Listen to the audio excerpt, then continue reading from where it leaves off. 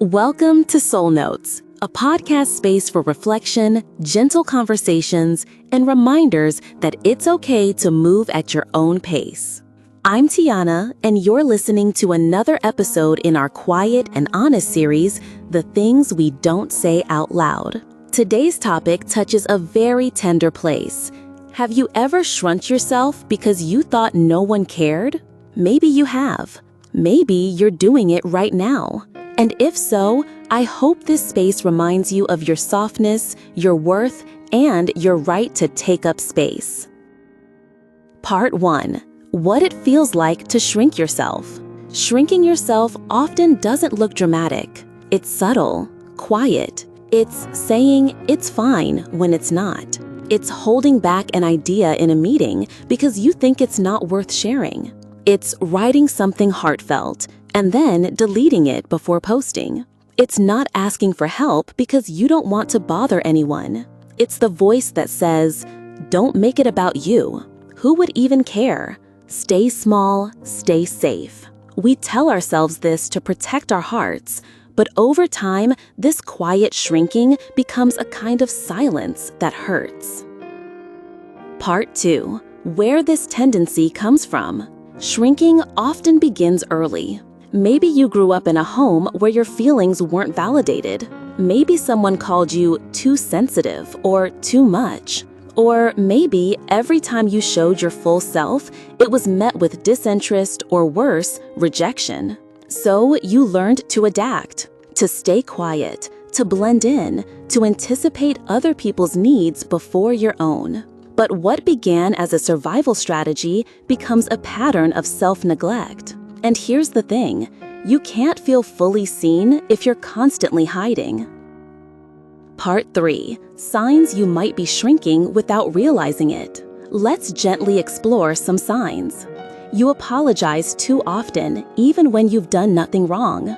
You downplay your achievements or excitement to make others more comfortable.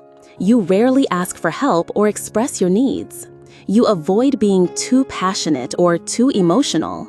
You silence your intuition because you're afraid of being judged. These habits may feel harmless, but they chip away at your self-worth. So today, I gently invite you to pause and ask, am I making myself smaller in places I actually want to grow?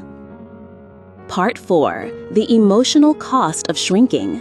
When we shrink, we disconnect from our own essence.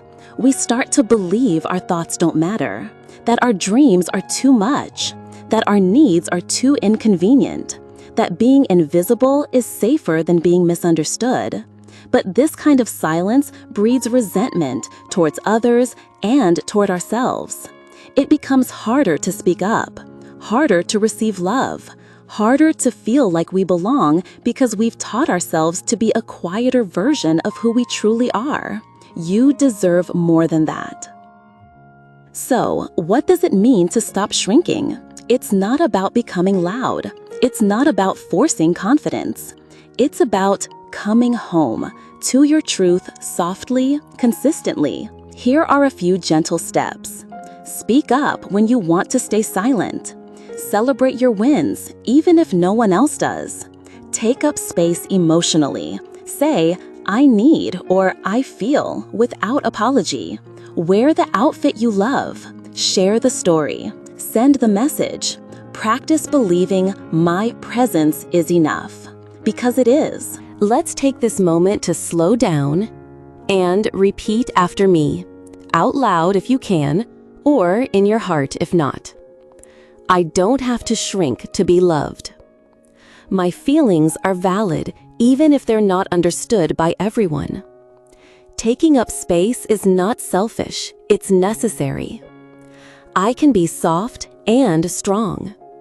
The people who truly see me won't ask me to be less. You might also journal about this. What parts of myself have I been hiding to feel safe? Where in my life do I want to be more fully seen? What would it look like to stop apologizing for who I am? You can press pause here and reflect, or come back to it after the episode ends. Part 7. For the version of you that's still learning. If there's a part of you that's still learning how to take up space again, please be gentle with them. You don't have to unlearn it all at once. You don't have to be loud or extroverted. You just have to be honest with yourself. Taking up space means showing up as you are, imperfect, layered, evolving. You are not too much. You are not enough. You are not a burden. You are a story still unfolding. And I'm proud of you for still choosing to try, even quietly, even slowly, even now. Part 8. Closing Reflections. To the listener who's been shrinking, you are allowed to want more. You are allowed to speak up.